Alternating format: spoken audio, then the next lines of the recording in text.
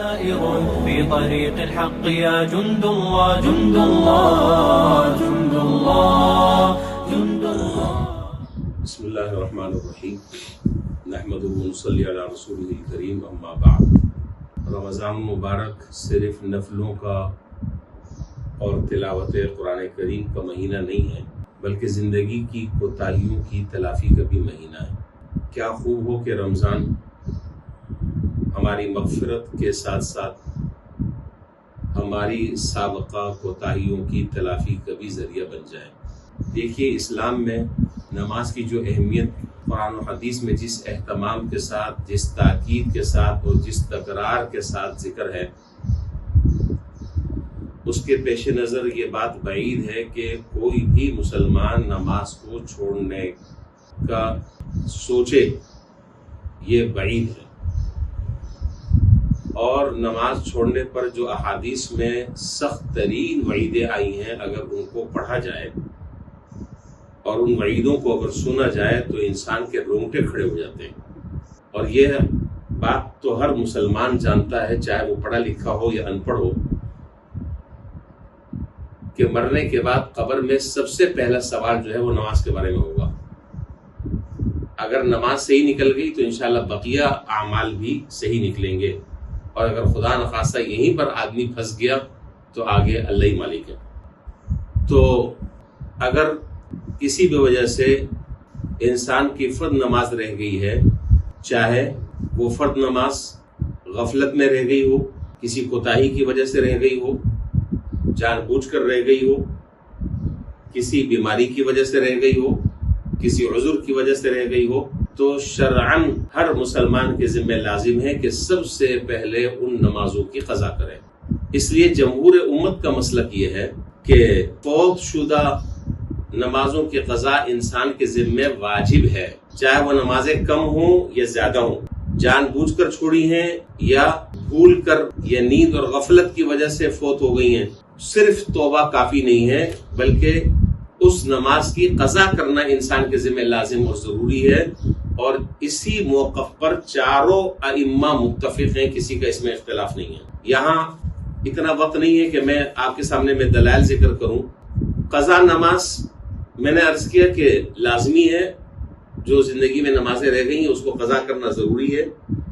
اور قضا نماز کی مشروعیت کا حکم جناب نبی کریم صلی اللہ علیہ وسلم کے قول سے اور آپ کے فعل سے اور آپ کے حکم سے یہ ثابت ہے. چنانچہ آپ علیہ السلام نے ارشاد فرمایا، من نسی صلاۃ فلیصلیها اذا ذکرها لا کفارۃ لها الا بذلک. آپ نے ارشاد فرمایا کہ جو آدمی نماز پڑھنے سے رہ گیا اور بھولے سے اس کی نماز رہ گئی ہے، فلیصلیها اذا ذکرها، وہ نماز پڑھے جب اس کو یاد آ جائے. لا کفارۃ لها الا بذلک، اس نماز کا کوئی کفارہ نہیں ہے سوائے اس کے کہ وہ نماز ادا کرے. تو معلوم یہ ہوا کہ جتنی نمازیں انسان کے ذمے رہ گئی ہیں ان کی تلافی نہ توبہ سے ہو سکتی ہے، ان کی تلافی نہ فدیے سے ہو سکتی ہے. اگر وہ آدمی صحت مند ہے اور عارضی بیماری ہے، خدا نخواستہ ایسی بیماری نہیں ہے کہ جس میں آدمی کے صحت یاب ہونے کی امید نہ ہو، تو نماز کی قضا ضروری ہے. اسی طرح غزوہ خندق کے موقع پر جناب نبی کریم صلی اللہ علیہ وسلم نے کفار کے ساتھ جب جنگ فرمائی اور اس میں مشغولیت کی وجہ سے آپ کی 6 نمازیں اور بعض روایتوں میں 4 نمازیں جب آپ کی قضا ہو گئی، تو آپ نے حضرات صحابہ کے ساتھ مل کر ان نمازوں کو پڑھا. اور در حقیقت یہ قیامت تک کے آنے والے اپنے ماننے والوں کو یہ پیغام دے دیا اور عملی طور پر اس کا سبق دے دیا کہ جب فرض نمازیں تمہارے ذمے تھیں اور تم اسے ادا نہ کر سکے، وہ نمازیں رہ گئی تمہاری فرض نمازیں، تو اب ضروری یہ ہے کہ ان نمازوں کی تم قضا کرو پہلی فرصت میں. اب یہاں پر قضاء عمری سے متعلق کچھ باتیں مجھے عرض کرنی ہے. اور چونکہ ویسے بھی رمضان کا مہینہ چل رہا ہے اور میں نے جیسے کہ عرض کیا کہ رمضان کا مہینہ صرف تلاوت کا یا نفلی نمازوں کا نہیں ہے، بلکہ گزشتہ کوتاہیوں کی تلافی کا بھی مہینہ ہے. بالغ ہونے کے بعد سے ہر آدمی یہ بات سوچ لے کہ میرے ذمے کتنی نمازیں رہ گئی ہیں، ان نمازوں کی قضا شروع کر دے. اور اس کا بہترین طریقہ علماء نے لکھا وہ یہ ہے کہ ہر فرض نماز کے ساتھ ایک فرض نماز جو قضا ہے اس کو ادا کرنے کا اہتمام کرے. اور اگر ایک سے زیادہ 5 فرض نمازوں کے ساتھ 5 قضا نمازوں کے علاوہ 6 نمازیں بھی ادا کر رہا ہے، 7 وقت کی نمازیں ادا کر رہا ہے، تو اس میں بھی کوئی حرج نہیں ہے. کسی بھی وقت قضا نمازیں جو ہے وہ پڑھ سکتا ہے. بس صرف 3 اوقات جو مکروہ ہے، جس میں نماز پڑھنا مکروہ ہے، ان اوقات کے علاوہ 24 گھنٹے میں کوئی وقت منع نہیں ہے. اس میں جتنی دن کی چاہے وہ اپنی قضا نمازیں ادا کرے.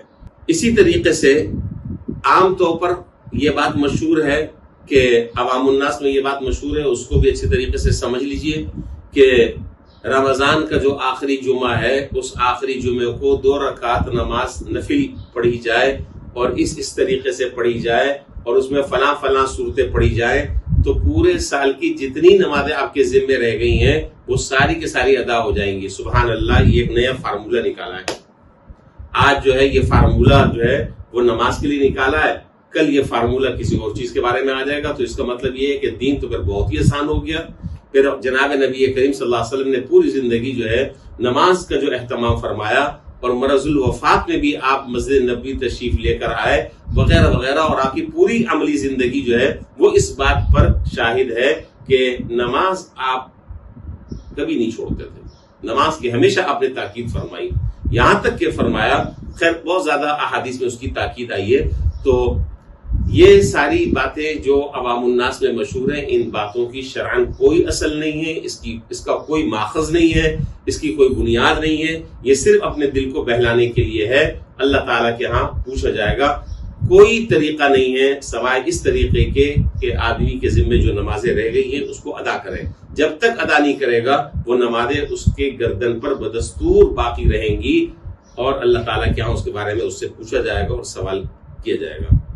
تو کوشش کرنی چاہیے کہ یہ رمضان کا موقع اللہ تعالیٰ نے دیا ہے، اور میں تو اپنے دوست احباب سے یہ بات اکثر عرض کیا کرتا ہوں کہ جہاں ہم نفلی نمازیں الحمدللہ رمضان میں فرض نماز کے ساتھ ساتھ نفلی نمازوں کا اہتمام کرتے ہیں، وہ اپنی جگہ ہے. لیکن اگر کسی آدمی کے ذمے کئی سالوں کی قضا نمازیں رہ گئی ہیں تو آدمی کو چاہیے کہ نفل کے بجائے ان قضا نمازوں کو ادا کرے. اب رہی یہ بات، عام طور پر لوگ ایک بات اور پوچھتے ہیں کہ یہ جو قضا نمازیں ہیں اس کا پڑھنے کا کیا طریقہ ہے اور اس کی نیت کس طریقے سے کی جائے گی. تو یہاں یہ بات سمجھ لیں کہ قضا نماز اسی طریقے سے پڑھیں گے جیسے آپ فرض نماز پڑھتے ہیں. البتہ نیت کیا کریں گے؟